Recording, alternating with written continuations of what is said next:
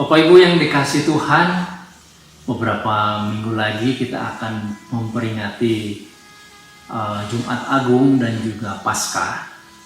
Jadi sudah selama beberapa waktu ini kita akan membahas atau kita akan masuk di dalam pembahasan tentang seputar peristiwa-peristiwa yang terjadi pada waktu menjelang Paskah. Nah, saudara-saudara, saya tidak akan menguraikan mengenai makna salib atau arti secara teologis tentang karya Kristus. Ya. Saudara-saudara, hal-hal yang seperti itu mengenai makna secara teologis, saudara bisa membaca di beberapa buku yang sudah ada juga dalam bahasa Indonesia. Yang menurut saya buku yang sangat bagus itu adalah Salib Kristus, tulisan Dr. John Stott. Ini sebuah buku yang sangat baik, saudara-saudara, yang mengupas secara mendalam tentang makna dari karya Tuhan Yesus di salib. Salah satu buku yang cukup baik juga yang membahas atau menjawab kontroversi, polemik sekitar pemahaman tentang salib itu tulisan dari pendeta Yoas Prasetya yang berjudul Berdamai dengan Salib. Buku ini saudara sangat baik untuk bisa dijadikan bahan acuan untuk memahami tentang makna karya salib. Nah, tetapi pada bagian-bagian ini berikutnya saudara, dalam PA ini saya akan lebih banyak menceritakan tentang kejadian-kejadian di sekitar atau menjelang Yesus akan disalibkan. Dan kita akan memfokuskan pada peristiwa malam sebelum Yesus disalibkan sampai kepada Yesus disalibkan. Jadi antara Getsemani sampai Golgota. Nama Yesus, saudara-saudara, adalah nama yang sangat kita kenal. Juga oleh banyak orang di seluruh dunia mengenal nama Yesus. Tetapi pribadi Yesus adalah pribadi yang luar biasa sudah menjadi polemik. Sebagian orang di seluruh dunia ini menyembah Yesus yang mati, disalibkan dan bangkit itu. Tetapi ada juga orang-orang yang membenci Yesus, bahkan sedemikian penuh kebencian sehingga mereka berkumpul membuat sebuah persatuan, perkumpulan, kelompok orang-orang yang mencoba untuk menurunkan derajat Yesus. Tidak lagi seperti yang dituliskan di dalam Alkitab, tetapi menjadi Yesus sebagai sekedar guru. Itu adalah kelompok para sarjana di Amerika yang menyebut dirinya kelompok Yesus Seminar. Dan ada banyak hal, ada banyak orang yang membenci Yesus tanpa alasan. Ada banyak orang yang alergi terhadap nama Yesus. Dan nama Yesus itu nama yang betul-betul menjadi kontroversi. Dan itu sudah bukan terjadi pada saat ini saja. Di Indonesia misalkan atau di belahan dunia tertentu. Tetapi di seluruh dunia sejak kehadiran Yesus sendiri. Jadi saudara-saudara, kita akan memahami peristiwa Yesus karena Yesus itu sendiri. Dan saudara-saudara, kalau kita kemudian mau pusatkan peristiwa manakah yang paling penting di dalam kehidupan Yesus, itu adalah saat terakhir ketika Yesus hidup, yaitu menjelang kematian. Itu terjadi di kota Yerusalem.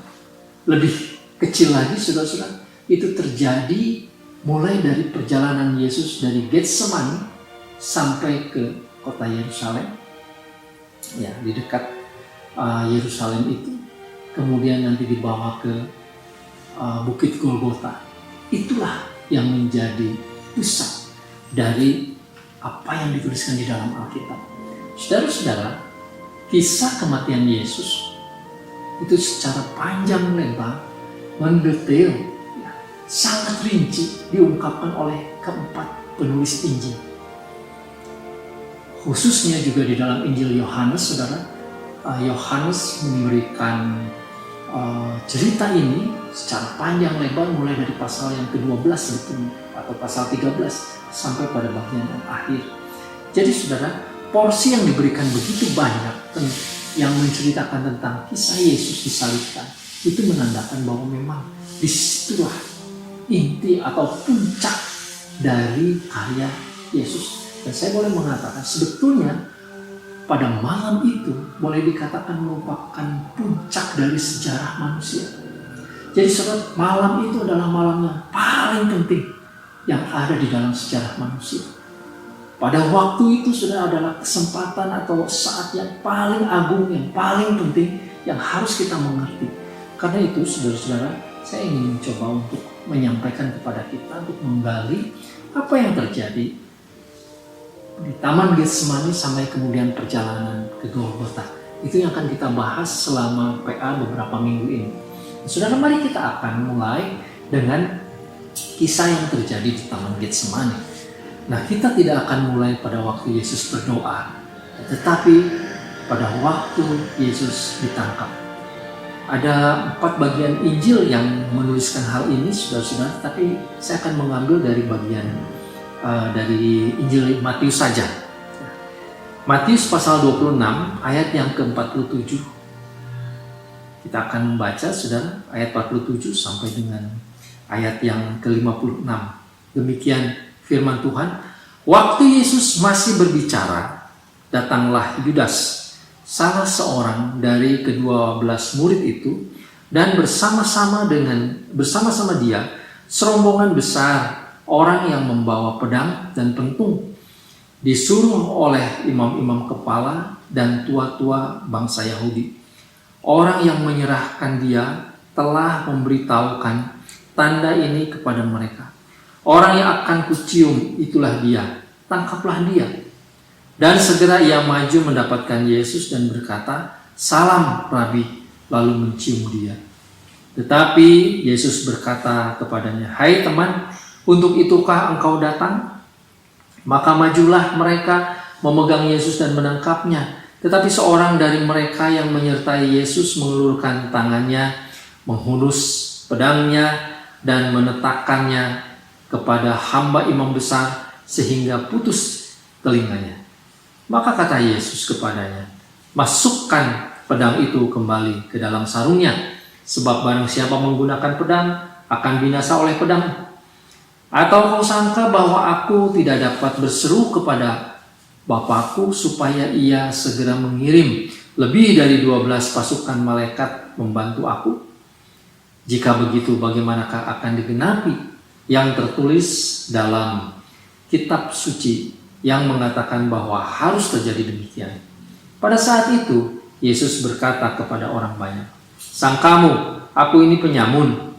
Maka kamu datang lengkap dengan pedang dan pentung untuk menangkap aku? Padahal tiap-tiap hari aku duduk mengajar di bait Allah dan kamu tidak menangkap aku. Akan tetapi semua ini terjadi supaya genap yang ada tertulis dalam kitab nabi-nabi." Lalu semua murid itu meninggalkan dia dan melarikan diri. Saudara-saudara, keempat penulis Injil menceritakan pada intinya adalah hal yang sama, walaupun ada beberapa keterangan tambahan. Hal yang pertama yang inti adalah saudara-saudara, pada waktu itu Yesus berada di Taman Getsemani. Setelah berdoa, dia bercakap-cakap dengan murid-muridnya.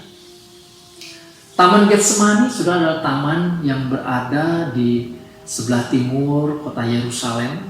Itu ada lembah, lalu kemudian sebelah lembah itu ada banyak taman-taman. Ada taman kecil, yaitu Taman Getsemani. Nah, di situ Tuhan Yesus sering berdoa. Yudas tahu itu dan murid-muridnya juga tahu hal itu. Jadi saudara-saudara, pada malam itu, malam yang gelap, meskipun mungkin ada sinar bulan yang cukup terang menerangi, tetapi malam itu adalah malam yang sangat gelap, cukup dingin, saudara-saudara, dan orang-orang tidak ada suara berisik sama sekali, ya. Hanya Yesus dan murid-muridnya. Tetapi tiba-tiba saudara-saudara, datanglah serombongan besar orang. Siapakah mereka? Mereka itu adalah orang-orang yang sebetulnya tidak pernah terlihat dan terbayang bisa menjadi sebuah rombongan besar. Ada tentara-tentara, tetapi juga ada orang-orang Farisi, ada juga orang-orang Saduki. Saudara-saudara, ini pemandangan yang mengherankan. Sebab apa? Sebab untuk urusan apa orang-orang Saduki, orang-orang Farisi bisa bersama-sama dengan tentara berjalan bersama? Jadi pasti ini ada sebuah tujuan tertentu untuk melakukan sebuah hal tertentu yang pasti dianggap sangat penting. Orang-orang Farisi, orang Saduki menganggap orang Romawi najis, orang kafir. Tetapi sebaliknya juga sebagai penjajah, para tentara Romawi juga menganggap orang-orang Yahudi dan para imam itu orang-orang keras kepala yang tidak bisa diakui. Jadi mereka sebetulnya adalah kelompok yang bermusuhan, kelompok yang saling membenci, tetapi pada waktu itu mereka berjalan bersama. Dan yang lebih mengherankan, pemimpin rombongan itu adalah Yudas, murid Yesus. Mungkin juga ada kelompok yang lain, ada orang-orang yang lain, para mata-mata Herodes barangkali, ada juga masyarakat biasa yang atau pengurus bait Allah mungkin yang juga ikut di dalam rombongan itu. Ada sekian puluh orang atau sekian ratus orang, rombongan besar, saudara. Mereka membawa obor di tengah malam, kira-kira sekitar jam 2 pagi ya. Lalu mereka membawa senjata-senjata, ada pentung, ada pedang, para tentara dan lain sebagainya. Rombongan ini berjalan masuk ke sebuah taman yang sepi, taman yang gelap, taman yang kecil, yang sebenarnya mengherankan mau apa. Tetapi justru karena di sana ada Yesus, maka rombongan ini datang, mereka akan menangkap Yesus. Saudara-saudara, prosesi penangkapan seorang yang berbuat jahat, misalkan yang dianggap kriminal, itu biasanya saudara-saudara penangkapan yang dilakukan oleh para tentara saja. Tidak membutuhkan saksi-saksi. Tetapi khusus untuk penangkapan Yesus ini dibutuhkan orang-orang lain sebagai saksi. Dan juga dibutuhkan semacam rombongan yang besar karena mereka menganggap mungkin Yesus akan melawan. Nah, karena itu saudara-saudara, untuk menangkap Yesus maka dibutuhkan muslihat, dibutuhkan cara-cara tertentu. Yudaslah yang mengambil inisiatif untuk kebutuhan itu. Lalu kemudian Alkitab menceritakan Yudas berjumpa dengan Yesus, lalu kemudian sebagaimana yang Yudas katakan kepada para imam, kodenya adalah, passwordnya adalah orang yang dicium oleh Yudas. Jadi Yudas datang menyapa Yesus, kemudian memberi salam, lalu kemudian mencium. Orang yang dicium itulah Yesus. Karena gelap dan banyak orang juga, tentara-tentara juga tidak begitu jelas siapa Yesus, maka harus diberikan ciri yang khas, yaitu ciuman Yudas. Saudara-saudara, ini adalah keadaan yang sangat mengerikan sebetulnya. Yudas adalah murid Yesus selama hampir 3 tahun, lebih bahkan, bersama-sama dengan Yesus. Dia mengenal siapa Yesus, dia tahu apa yang Yesus perbuat, tetapi Yudas tidak mau percaya kepada Yesus. Harapannya berbeda dengan apa yang diharapkan oleh Tuhan Yesus. Sehingga saudara-saudara, Yudas lebih mencintai uang, dia mengambil inisiatif untuk berkhianat. Ciuman Yudas, saudara-saudara, adalah ciuman pengkhianatan. Dan ini adalah sebuah hal yang najis. Yudas mencium Yesus, berkhianat kepada Tuhan Yesus persis hari Paskah. Dan dia lakukan dengan cara mencium, yang seharusnya ciuman itu adalah bentuk kemesraan atau kedekatan, penghormatan, bentuk kasih sayang. Tetapi itu dilakukan oleh Yudas justru untuk berkhianat. Pengkhianatan Yudas juga saudara-saudara adalah sebuah perbuatan yang sungguh-sungguh sangat menyakitkan. Karena itu dilakukan kepada gurunya sendiri, kepada orang yang seharusnya dia kasihi. Jadi saudara-saudara, apa yang dilakukan oleh Yudas ini adalah sebetulnya sebuah hal yang mengerikan. Kemudian saudara, kita melihat hal yang berikut adalah bahwa melalui peristiwa ini kita menyaksikan betapa kelirunya para imam, tentara-tentara, orang-orang menilai Yesus. Mereka menganggap bahwa Yesus itu seperti penjahat yang besar, yang punya kekuatan, sehingga mereka harus dengan rombongan besar untuk menangkap Yesus. Ya memang desas-desus, orang tahu bahwa Yesus kadang-kadang berbuat mujizat, jadi mungkin mereka juga takut Yesus melawan.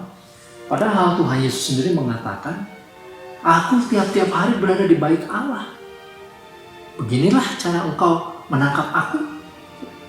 Kenapa tidak waktu di bait Allah saja?"